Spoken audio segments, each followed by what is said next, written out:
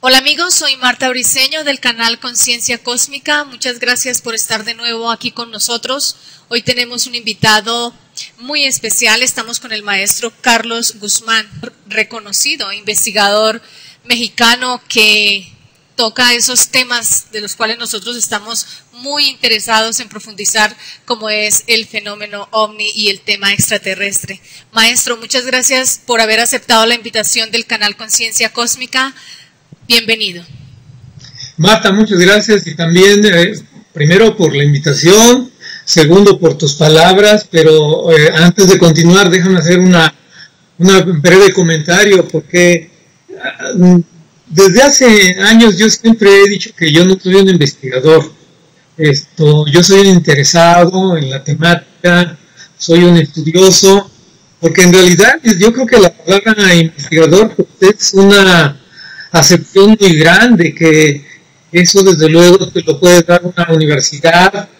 En el caso de aquí de México también te lo puede dar el CONACYT cuando te asigne alguna investigación y bueno, ya ahí te acepta como investigador dentro de alguna disciplina de la ciencia.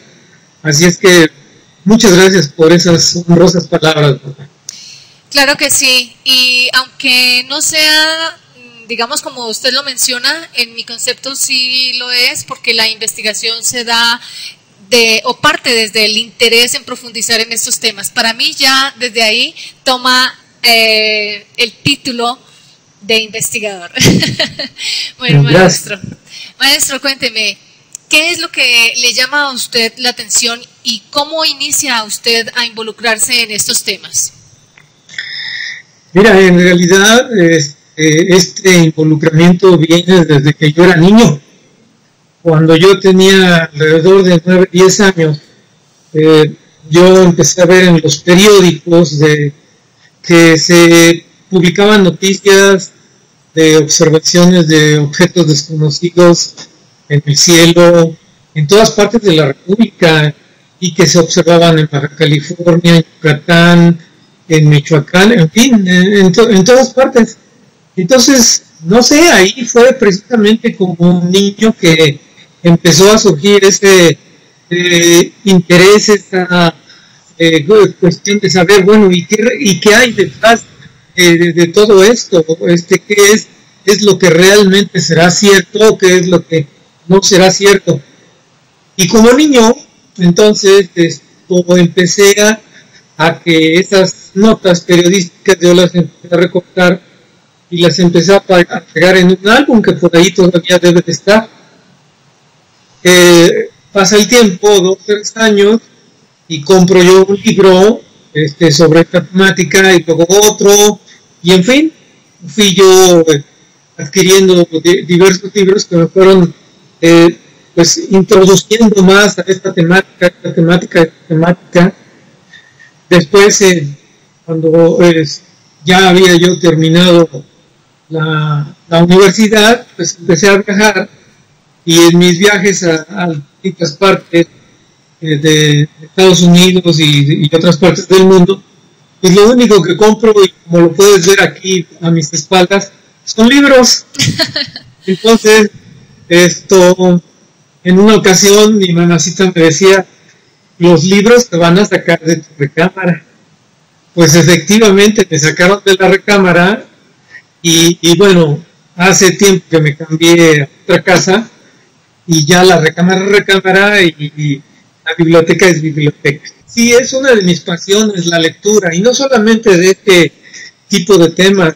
Desde luego la arqueología me atrae mucho, la historia, la política también, aunque soy apolítico, no pertenezco a ningún partido político. Sí puedo tener en un momento dado preferencias, pero no pertenezco a ningún partido político. Y debido entonces a esta afición, a esta pasión por la lectura, pues fue como me fui todavía más introduciendo a esta temática.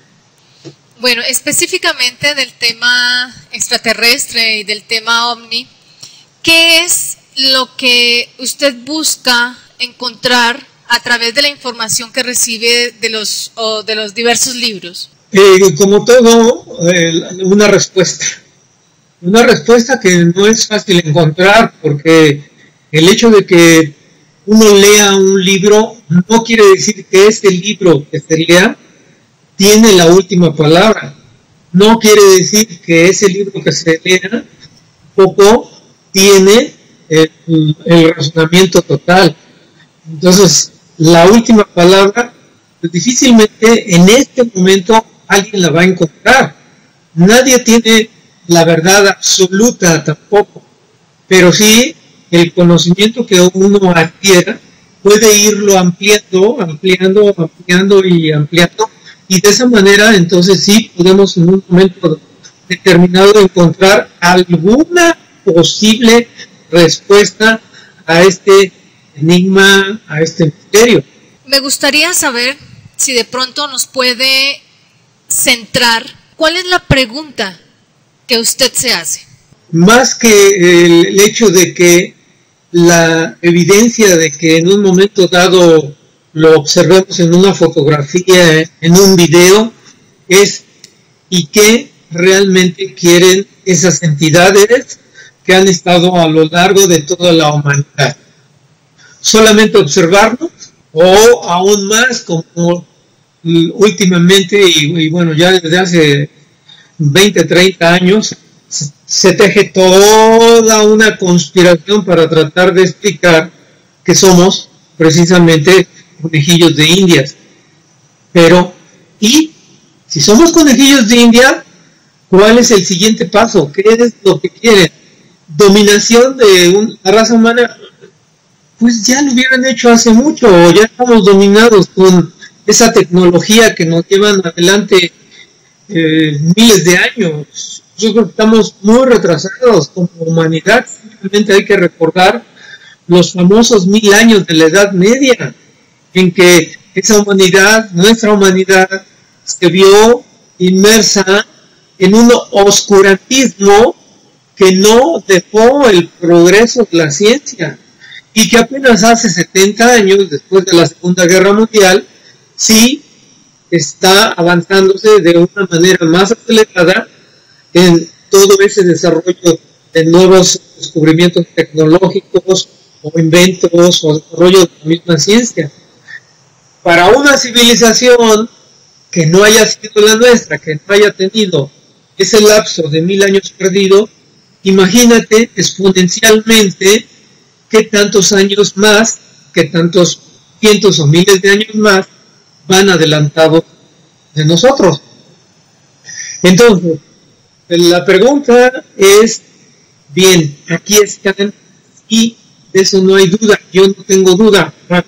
Ahí muchos científicos no quieren dar su brazo a torcer, pero ¿y cuál es la agenda que estas entidades pretenden en realidad?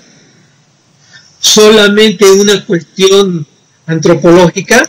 Ah, mira, esas hormiguitas que están ahí en el planeta Tierra están peleando y en cualquier momento desaparecen.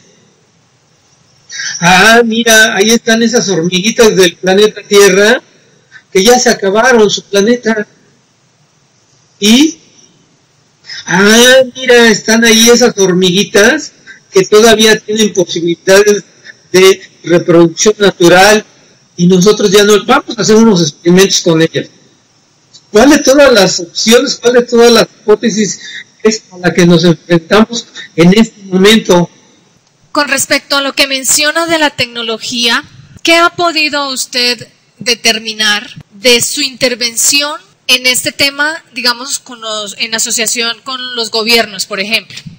Bueno, ahí hay que recordar que existen contradicciones, ahí hay que recordar que existen negaciones, ahí hay que recordar, y esto ya es yéndonos a la historia contemporánea del fenómeno a partir de 1947, que no es la fecha definitiva de la época contemporánea de los ovnis, porque la época contemporánea viene años atrás.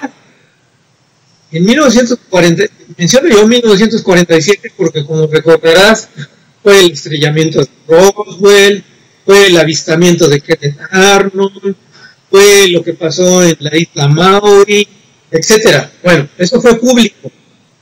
Pero en 1947 el FBI, y esto es un documento que se desclasificó hace unos años, todavía por aquí en internet se puede encontrar, hay un memorándum del FBI fechado en 1947 y que fue emitido a raíz precisamente de esos acontecimientos que se volvieron públicos, pero que el FBI ya sabía que estábamos siendo visitados por entidades y que no eran forzosamente de otro planeta, sino que eran entidades dimensionales. Y si el FBI en 1947 ya sabía una verdad, quiere decir que el FBI años antes ya tenía el conocimiento, sabía, había estudiado que estábamos siendo visitados por visitantes dimensionales. Esto es de algún universo paralelo, de alguna otra dimensión, y no eran forzosamente visitantes de otro planeta. Entonces, los gobiernos, las instituciones gubernamentales y de las grandes potencias, ellos ya saben la verdad y ellos han pactado, para bien o para mal, en el transcurso de estos últimos años. Por ahí en algunas notas de internet, de libros, se argumenta que con la caída de estos objetos y con su recuperación, los Estados Unidos han hecho ingeniería en reversa. Y esta ingeniería en reversa les ha permitido desarrollar esa tecnología del microchip, desarrollar esa tecnología de la fibra óptica, desarrollar esa tecnología de medios de propulsión distintos a los que el combustible líquido es el que se utiliza en los aviones, etcétera. Bueno, eso es a nivel rumor popular, pero ellos la tienen, ellos la han desarrollado. Y hay que recordar que cualquier invento, cualquier descubrimiento, primero pasa a ser parte de un secreto militar. Y ese secreto militar lo van a utilizar precisamente dentro de la milicia y años después lo van a ser extensivo, pues sí, a todo público. Ejemplos: el simple y sencillamente el celular, pues lo pudimos ver en algunas cintas de ciencia ficción, pero ya había sido tecnológicamente desarrollado 20 años antes de que se desarrollara, de que se lanzara comercialmente. 20 años antes, o a lo mejor más. Y eso es solamente un ejemplo. El GPS lo empezó a utilizar la milicia muchísimos años antes que esto fuera de el dominio popular para dirigirse a cierto lugar. Y como ese, quién sabe cuántos otros descubrimientos, inventos, desarrollos todavía no conocemos, porque se van dando a conocer en forma tardía. Así es que los gobiernos, en particular las grandes potencias, conocen la verdad.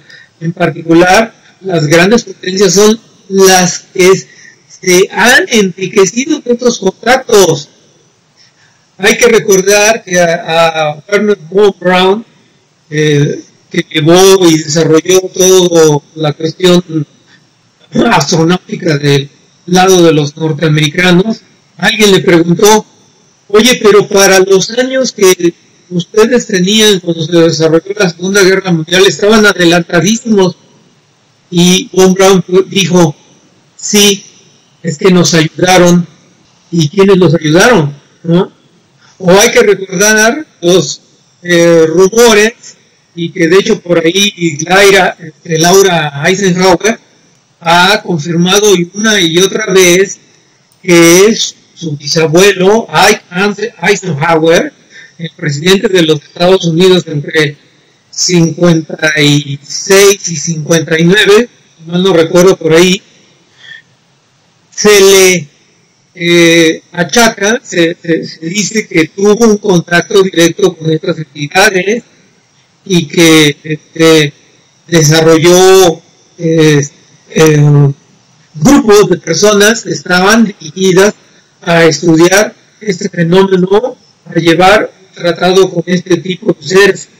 Entonces son ya demasiados rumores del que distintas potencias en un momento determinado han hecho contacto con estas entidades, ya sea de otro mundo, ya sea dimensionales, ya sea del futuro, de cualquier parte, pero lo han hecho. Bueno, con respecto a esa parte de filosofía, ¿qué conocimiento tiene usted de que ellos están transmitiendo? Bueno, aquí tengo yo que remitirme a lo que nos han dicho los abducidos y los contactados. Hay algunos puntos de vista en que esa, precisamente a tu pregunta, que efectivamente estos seres, al estar ya más desarrollados desde el punto de vista ya que hicieron las cosas a un lado lo material, pues una vez que ya hicieron a un lado lo material, surge lo espiritual, pero eso espiritual pues es siempre difícil de que lo logre el ser humano, porque todavía nosotros, el ser humano, es muy material. Y hay ejemplos en la historia, sí, desde luego, por ahí, bueno, dentro de los que profesan la religión católica hay una cantidad de santos que decidieron dedicarse a ayudar al prójimo, y en particular recuerdo a tu pregunta un contactado que de hecho prácticamente es el primer contactado aquí en México, que fue Salvador Villanueva Medina, y las preguntas que le hacían en aquel entonces, para las personas que no han escuchado de este contactado, su contacto fue en 1953, ya hace 60 y tantos años de ello, pero él decía, es que en el mundo que a mí me llevaron yo no vi dinero, es que en el mundo que a mí me llevaron la gente se conducía todo con una paz, es lo que estamos buscando, y otras civilizaciones entonces pues aparentemente ya lo lograron, aunque aquí no hay que confundir que el avance tecnológico quiera en un momento decir que el avance espiritual va a seguir avanzando de la misma manera. Hay que tener cuidado. Aquí, ahorita en la Tierra, hay países más adelantados tecnológicamente, pero no más espiritual. Tengo entendido, de acuerdo a los testimonios de personas que, como dice usted, han tenido experiencia con este tipo de razas y de mundos, que son otras realidades, que por el hecho de que no lo podamos ver físicamente, porque no queremos, porque realmente estamos todos en capacidad de lograr ese nivel de contacto. Todo empieza en el momento que nosotros aceptamos esas otras realidades. Si nosotros le decimos al cerebro, esto no existe, pues obvio que nunca lo vamos a ver, pero se respeta el libre albedrío de cada ser humano. Yendo a la parte de lo que es la tecnología y la parte espiritual, en ellos, en razas avanzadas, como la pleyadiana, como los sirianos, por testimonios y personas, muestran el equilibrio entre las dos cosas. O sea, no por el hecho de que tengan valores espirituales, que haya paz, armonía, respeto, porque para ellos su religión es el amor y pare de contar, no dejan de ser personas científicamente, tecnológicamente muy avanzadas. Siempre muestran un equilibrio. Así es, totalmente de acuerdo. ¿Y quién es el que puede equilibrar las dos partes? Simple y sencillamente echa una mirada a los líderes de las grandes potencias. ¿Tú crees que algunos de ellos sean espirituales? Pero en absoluto no. Entonces, tenemos sí que encaminarnos precisamente a lograr ese equilibrio. ¿Y cómo lograr ese equilibrio? Tú lo has mencionado. Es que sí se puede. Sí, efectivamente, sí se puede. Si ponemos y estudiamos y hacemos ejercicios, pues seguramente que el hecho de que podamos nosotros hacer una meditación y repetirla y todos los días, pues yo he conocido personas que precisamente a través de la meditación han logrado hacer contacto con estas otras entidades, han logrado mejorar su vida, han logrado ayudar a otras personas. Pero ¿cuántos? Hay una materia en alguna primaria, secundaria, preparatoria, universidad que diga materia de meditación 1, materia de meditación 2. No la hay. Entonces, las personas, esos contactados, esos abducidos, o esas personas que sienten que tienen ya desapego a lo material, pues es una labor que tienen que empezar a hacer precisamente para que pasemos a ese otro plano de ser mejores humanos. Bueno, ese tema realmente yo lo siento un poco espinoso. ¿En qué sentido? En que los valores para mí no dependen ni del gobierno ni de la parte religiosa. Valores, qué es lo que puede llegar a transformar una sociedad, qué es lo que puede verdaderamente llegar a elevar un nivel de conciencia y por lo tanto de conocimiento. Es un trabajo individual. Esto sería partir más bien como del individuo hacia el entorno, porque es lo que nosotros podemos trabajar, lo que yo puedo hacer dentro de mí misma y lo que puede empezar a contagiarse con el entorno. Entonces es como transformando el individuo para transformar la sociedad, en palabras de un gran autor.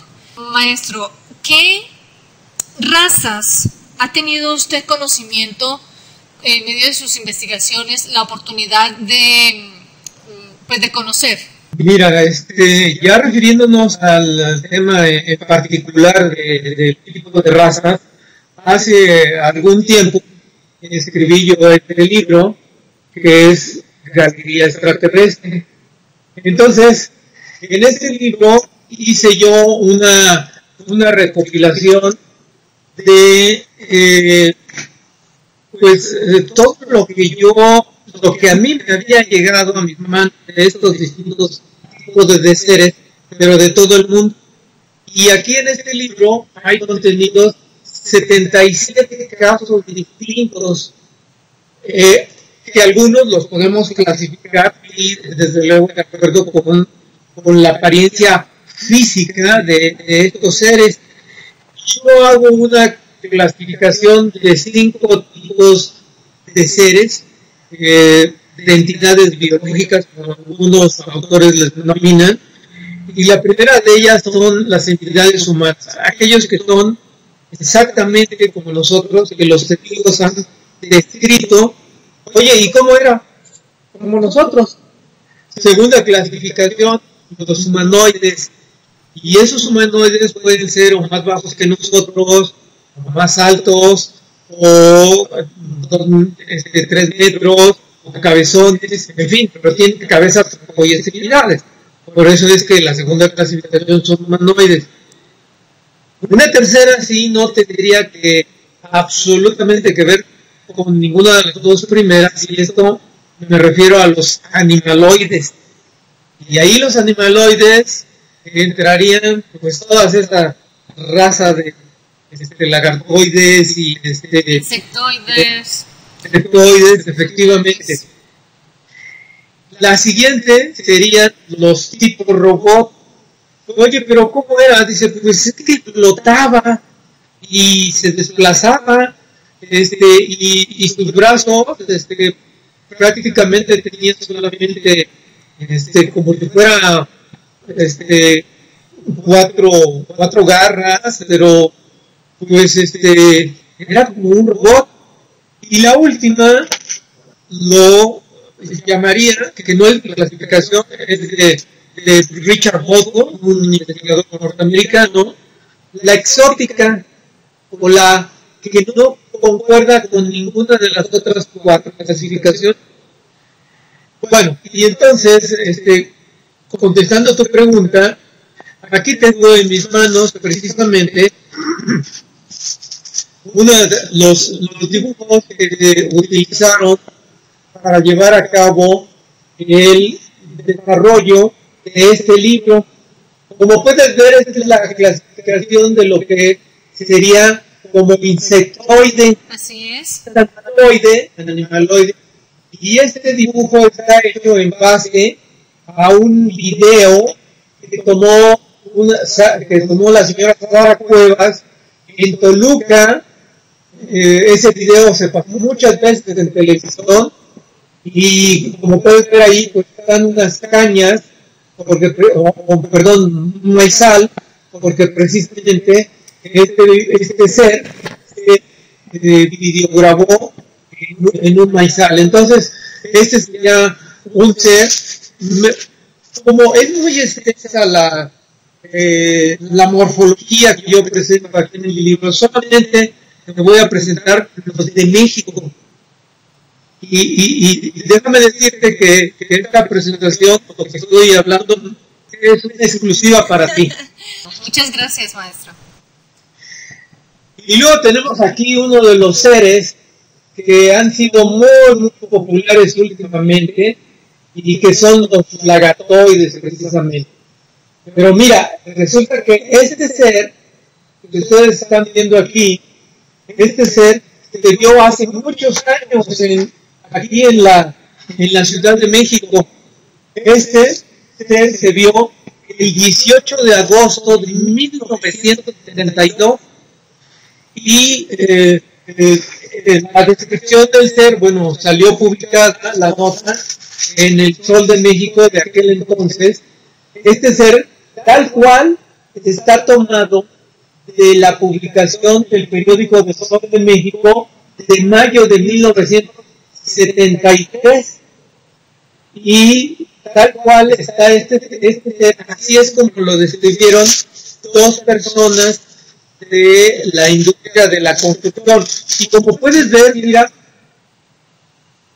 pues prácticamente es un lagartoide. Y lo que ellos pensaron en aquel entonces, fíjate bien, en el año 1973, lo que ellos pensaron en aquel entonces era de que, porque fueron prácticamente dos, que eran unos que iban a una fiesta de disfraces. En 1973, cuando todavía, en aquel entonces, incluso yo, se había hablado mucho de los lagartoides. Entonces, quiere decir que estos señores, pues sí, realmente vieron eso, ¿verdad? Luego nos vamos a otro caso, y este ser se parecería mucho ya al tipo de los grises. Así es. Puesto que es delgado y con unos ojos muy grandes, unos ojos muy redondos, muy protuberantes. Pues resulta que este ser se vio en Toluca, en las proximidades de Toluca, en 1979.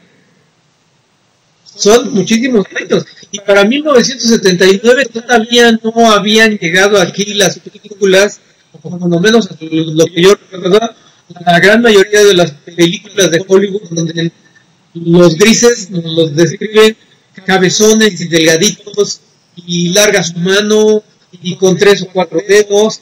Entonces, en realidad, pues aquí es un ser que lo describió un guardabosque, y lo veo, fue un guardabosque, y realmente ahí, pues su mente no se había influido por esa serie de películas o esa serie de programas de Hollywood donde nos han hecho conocer cuál es esta morfología que se está haciendo repetida una y otra vez. Aquí tenemos otro dibujo, y si puedes ver, es una persona, es un personaje bajito, de unos 90 centímetros de estatura, un 10 de estatura, y hay algo muy curioso, muy particular, si alcanzan a ver, un solo ojo. Bueno, pues este ser... Característico de los cíclopes, ¿no?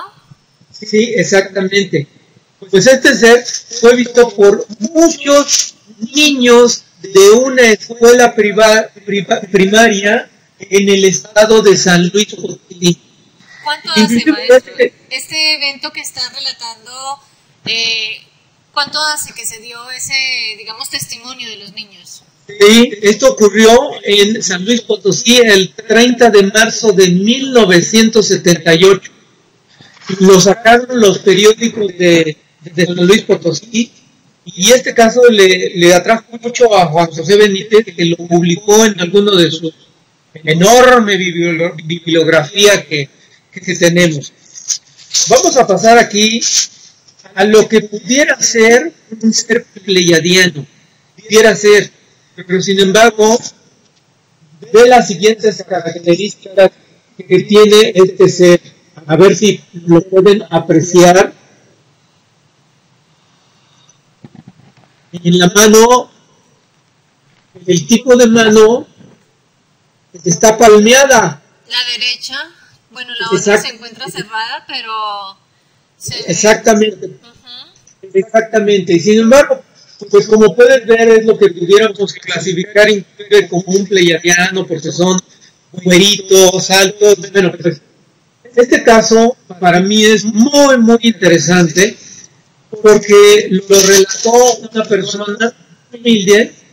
Este caso ocurrió en fines de los 60, entre 1963 y 1978.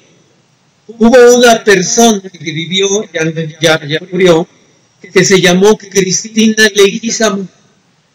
Yo llegué a conocer a esa persona. Ahorita quiero platicar una anécdota aquí entre nos, una anécdota que me pasó.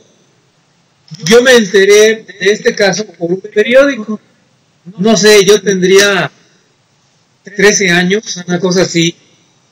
Y entonces le dije a mis papás, ahorita vengo, voy a conocer a esta persona. Entonces imagínate cómo un niño de 13 años les dice a sus papás, ahorita vengo, ¿no?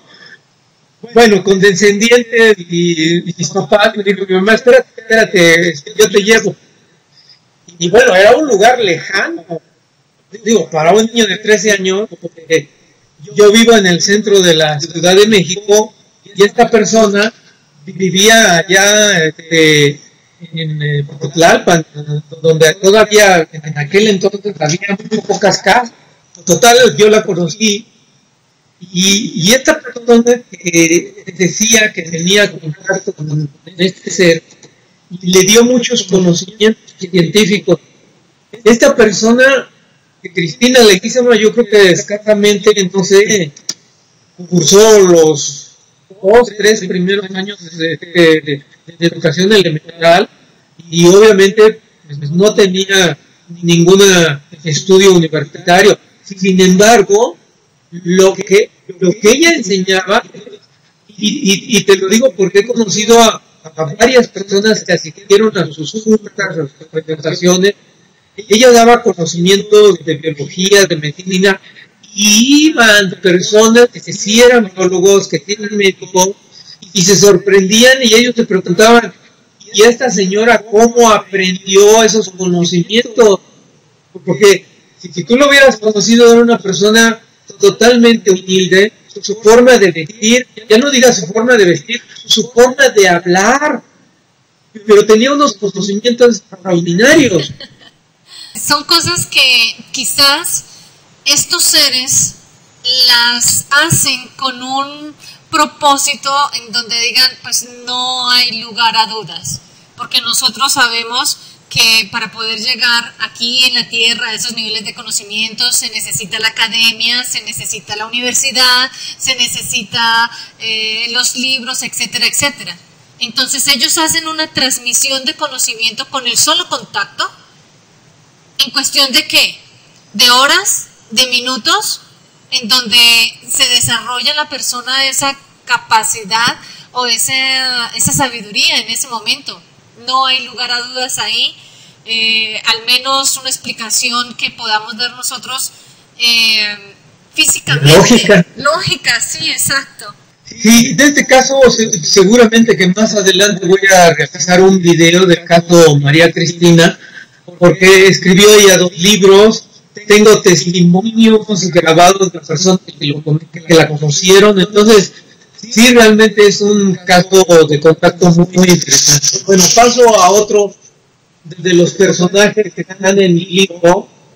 Mira, como puedes ver, este es no se le ve la nariz, no se le ve la boca, porque tal cual lo están viendo ustedes, así lo describieron estas personas. Lo característico es, si nuevamente lo observan, son esos ojos enorme en un momento determinado las testigos describieron, y fueron 3 o 4 damas muy cerquita de donde yo vivo, aquí en la colonia Narvarte, y esto ocurrió en 1965. Lo característico de este ser es que medía más de 2 metros, y lo vieron en la penumbra de la tarde, y por eso no pudieron distinguir bien los rasgos de tu cara. Pero resulta que este caso que lo publicó el Sol de México en el mes de septiembre de 1965 ocurrió cuando estaba pasando la gran y mayor oleada que ha tenido México, 1965.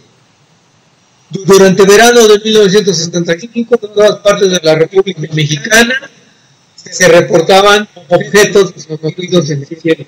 Y fue ahí precisamente, en esa época, en ese verano que reportaron ese ser. Bueno, pues resulta que ya nos vamos acercando a esos famosos seres,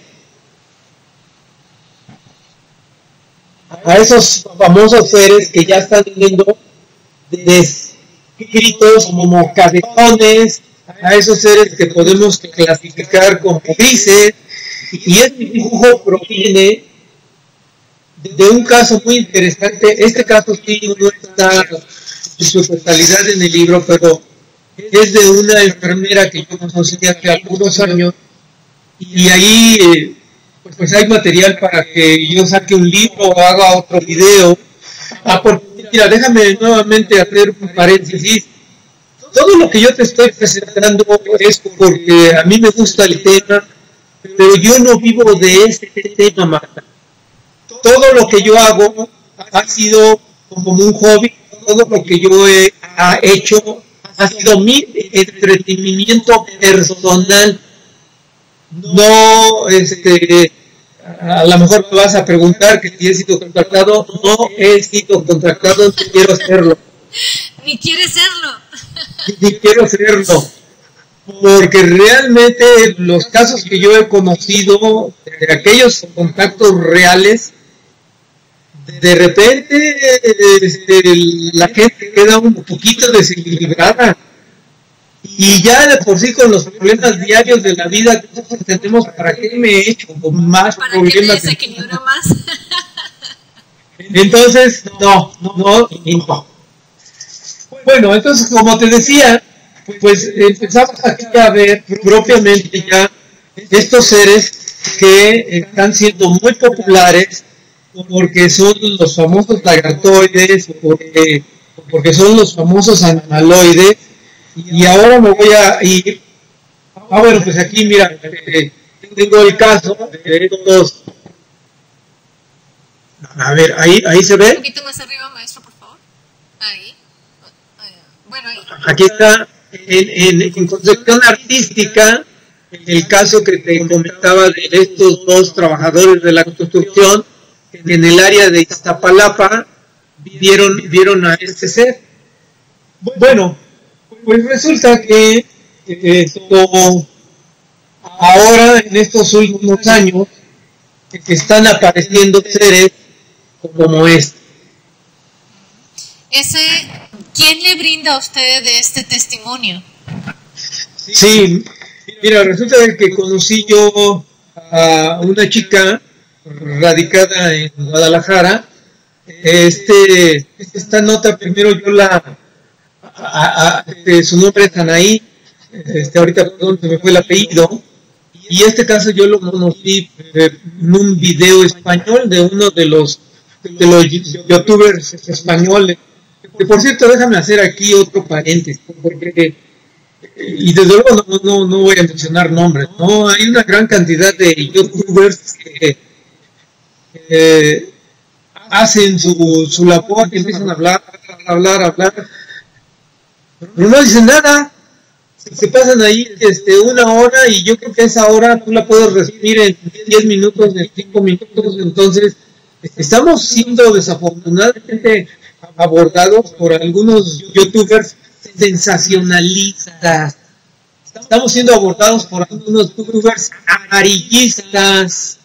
Entonces eso desafortunadamente hace que aquellas personas que vean el fenómeno, aquellas personas que sean científicos, que tengan alguna disciplina, que sean serias, dicen, oye, lo que están diciendo es absolutamente fantasioso, amarillista, ilógico, irrelevante, etcétera, ¿no? Entonces, aquí, bueno, yo lo que es externo es seleccionen los videos que ustedes ven, porque hay demasiado amarillismo en este.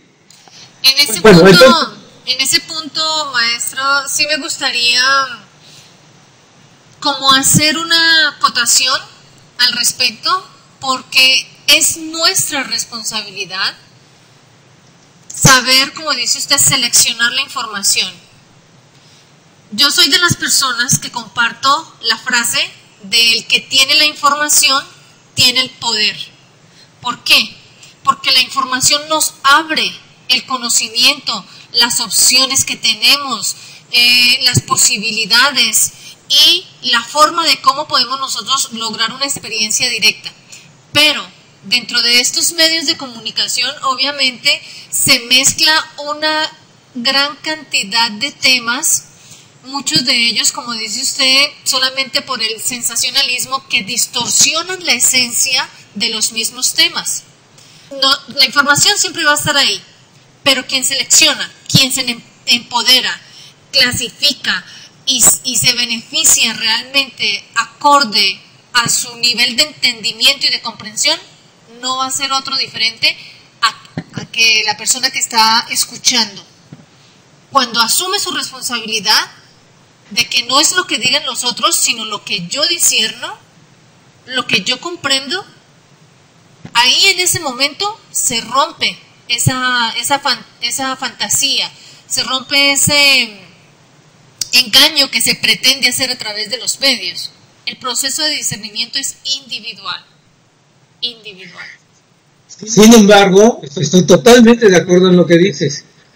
Sin embargo, si yo te pregunto, a ver, de 5 personas que tú conozcas, ¿cuántas de esas personas piensan bajo el concepto, esquema que tú veas en este momento explicado? ¿1? ¿2? Eso puede ser cierto, innegablemente, pero ahí está el cambio. El cambio que se debe empezar a generar a partir de estos temas. Y en ese momento que los estamos tocando, es una posibilidad. Es una posibilidad de que ya se empiece a dar un giro a ese tipo de información y a nuestra actitud frente a la información. Lo que menciona es cierto. O sea, nos dejamos llevar muy fácilmente por las imágenes, por las cifras, por las fotografías sensacionalistas, etcétera, etcétera. Pero alguien, en algún momento, en alguna entrevista, como la que de pronto estamos haciendo nosotros aquí, debe invitar hacer ese cambio. Sí, sí, totalmente de acuerdo, y precisamente por eso es que estoy yo mencionando esta serie de situaciones, y te dije, voy a hacer un paréntesis. El problema es de que de repente ahí vemos a ciertos youtubers que jalan 20,000, 50,000 y 100,000 gentes. Tú dices, es que, y no me refiero propiamente de este tema, ¿no? Sino de cualquier otro tema. Cualquier tema. Y lo pones y lo ves y dices, no es posible ver tanta tontería. Entonces, yo no lo aguanto 3 minutos y entonces le cambio. Bueno, pero poco a poco sí es ir sembrando esa actitud de discernimiento, definitivamente. El discernimiento, la intuición y el empoderamiento. Son 3 aspectos que nos permiten avanzar en el conocimiento de una forma más objetiva. Es una alerta. En realidad ese tema que estamos tocando es una alerta, es una luz, es una reflexión para que nosotros asumamos una posición diferente frente a lo que podemos llegar a ver en la televisión, a ver en el YouTube, en las redes sociales, etcétera. Ser más selectivos, ser más objetivos y empezar un proceso como de maduración interna con respecto a esa información. Racionales, ser más racionales, porque desafortunadamente exactamente lo que tú estás diciendo, me entra por aquí y ya se quedó por aquí y no, entonces debemos de jalar información de todas partes para entonces tratar de analizar y quién es el que realmente tiene la razón. Y mira, mucho de eso es educativo, cuando estamos refiriéndonos aquí a lo que pasa aquí en México. Y voy con el ejemplo.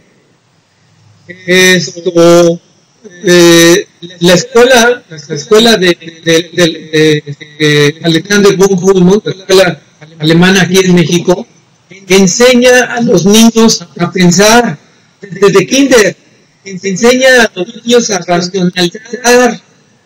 Entonces, ¿por qué no hay que descubrir el hilo negro? La revolución educativa es la forma diferente en que debemos de pensar, como a nosotros nos enseñaron que todos nos debemos de aprender como el perico de memoria, y eso yo lo vi. Tuve afortunadamente la posibilidad de enviar a mi hijo a esa escuela y vamos, yo ahí pues vi cómo yo había aprendido y cómo él aprendió. Entonces es simple y sencillamente cambiar hábitos de aprendizaje, y no tenemos que desarrollar famosas reformas educativas que no tienen nada de educativa. Enséñale al niño a pensar, enséñale al niño a racionalizar, enséñale al niño valores. Eso es como dices, un trabajo mancomunado.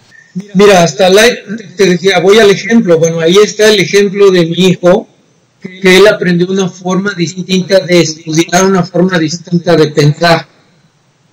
Y me voy al ejemplo, hasta el pasado yo di clase a nivel universitario, a nivel licenciatura, una escuela cuya misión está establecida, y la puedes ver ahí a la entrada de la escuela en un marco gigante: crear mexicanos incorruptibles.